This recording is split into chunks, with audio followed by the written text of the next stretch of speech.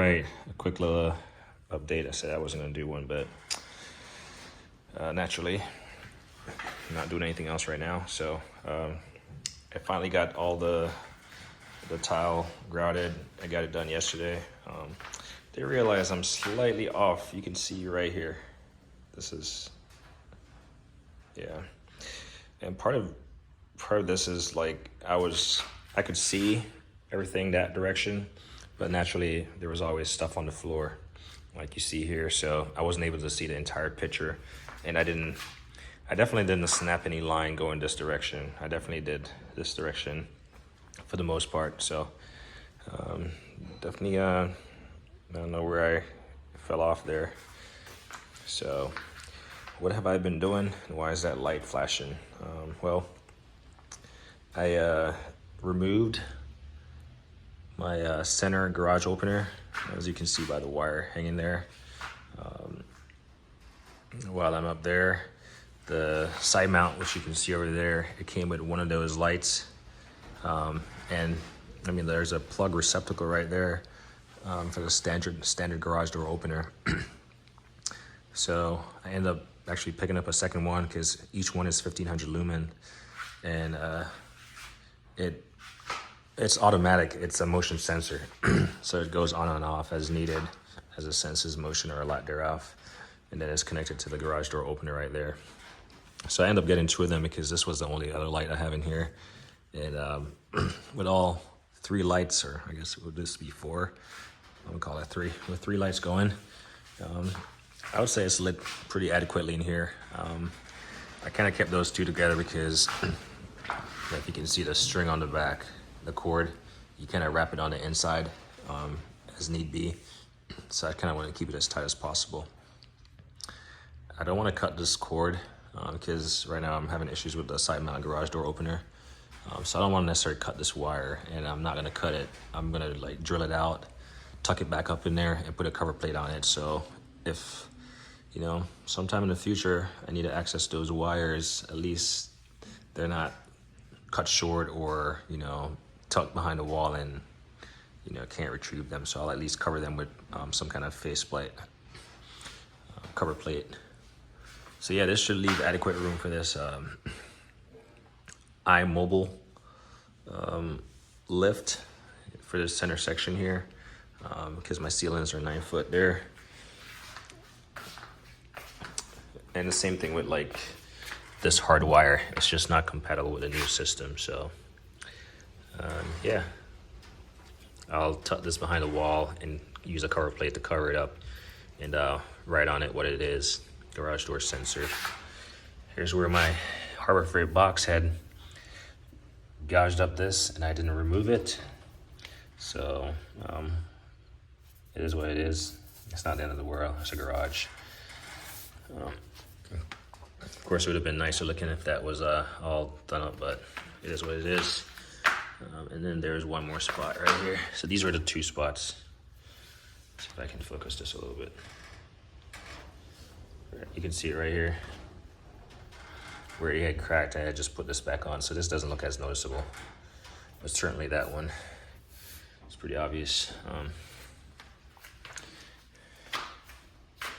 So, yeah. Sheet of drywall. So over here we got my side mount. All the cables just like loosely hanging.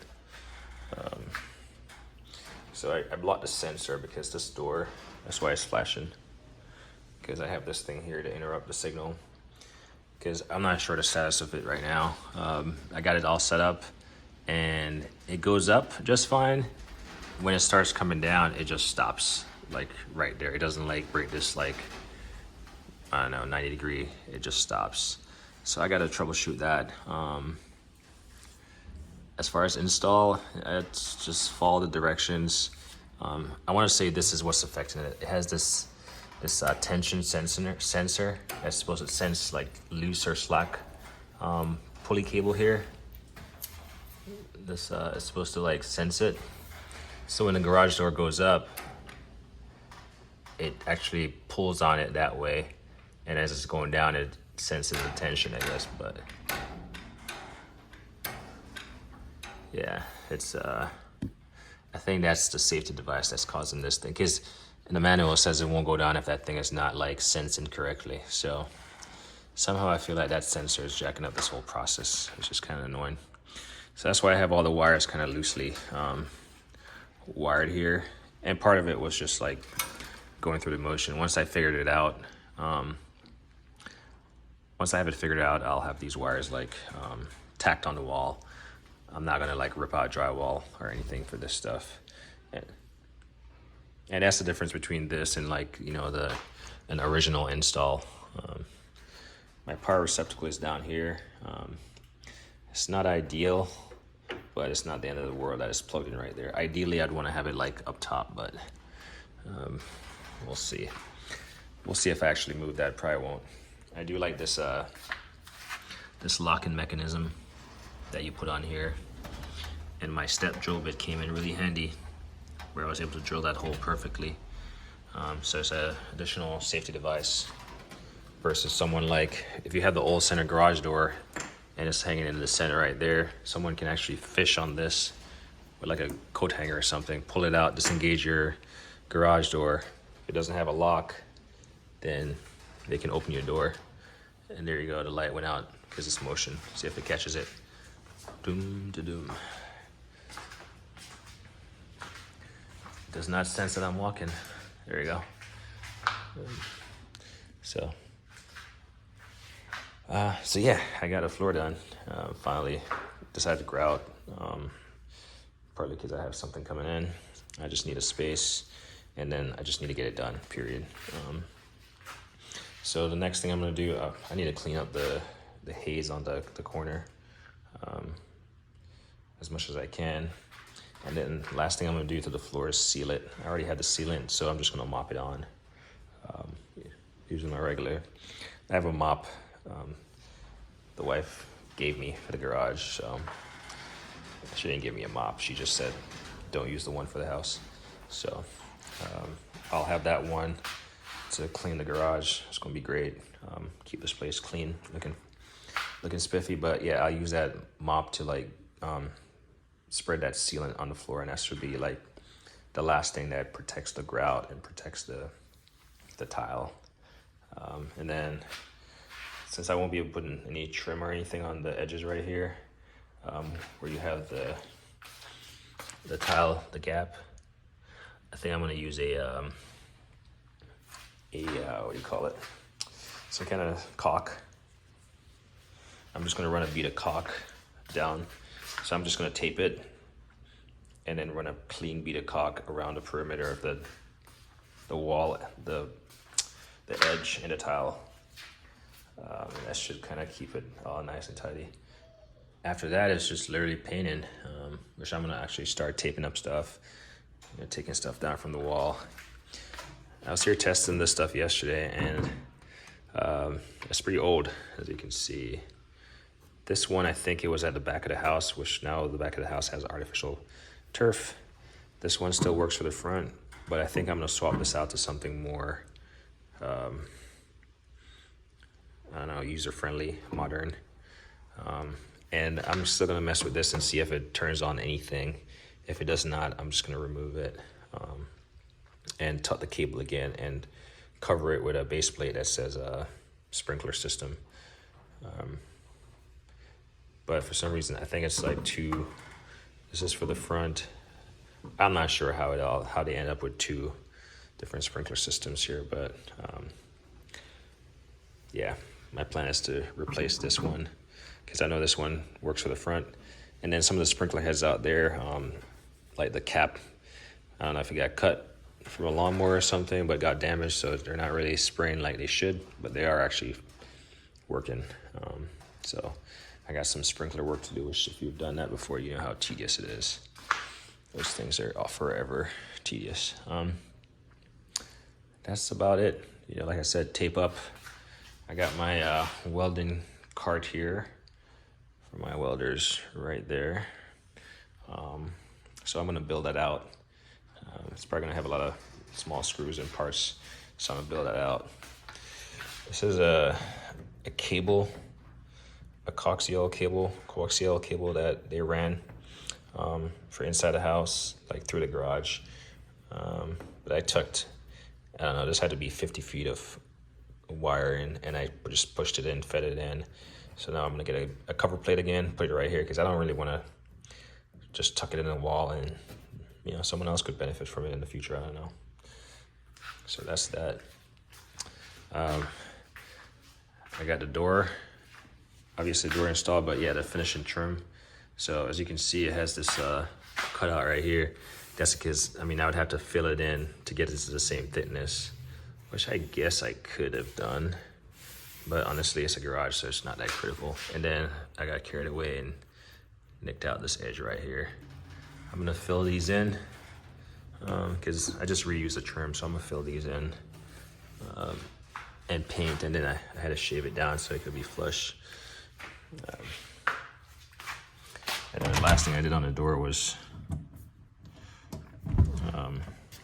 these. I had to adjust these, like shave them down and adjust them outwards a little bit. So those are all on there now. So that's good.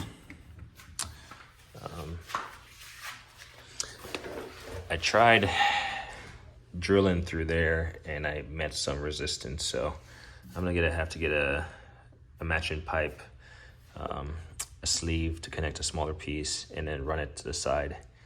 Probably gonna run it behind here, down behind here, out. I just don't want this thing, if it ever overflows, to drain into the garage. It doesn't make sense to me, but yeah, I was hoping to just kind of angle it at a piece and just run it straight out, but there's a stud right here, and I just don't want to, I just feel like I don't want to deal with trying to, like I was using a regular drill to get through there, and then I was going to use a hole saw to kind of widen it to the size, but we'll see. So something else I got to attack just to get this thing suited.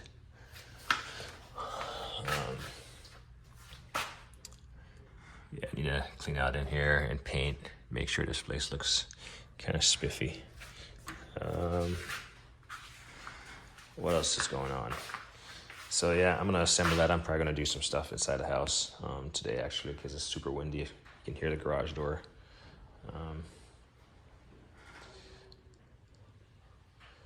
So there's that. Probably end up doing a tour of my my electrical box today or some point in time. It's something I'll do. What's in there? But yeah, that's just a quick little update as far as what's going on around the garage. Really like how this grout process came out, this tile process. And eventually a video that I like to do is why I chose to do tile over something like Swiss Track or something. I mean, if I had done like Swiss Track, it would have been done in like an hour versus a couple months between work and just being super busy. But yeah, I don't really baby this floor. As you can see, I mean, I haven't really gotten full use out of it yet, but I got this crazy ass engine crane and I got that lift over there. So this tile floor is certainly gonna get put through the paces. I know this thing here, the leg of it is, I don't know if it's pretty aggressive, because I had it over here and I can see a couple of chips on the floor. So I think I'm gonna have to add that piece of cushion to that. And then again, I mean, it's tile, so I'm gonna have to be somewhat cautious about what I do. Can't be dropping stuff and not expecting stuff to happen. But anyway, that's a separate video in itself. What else is there? Yeah, I don't think there's anything else. This place is coming together nicely. Just takes time and effort. Anyway, like me always say, like on and hate it thing.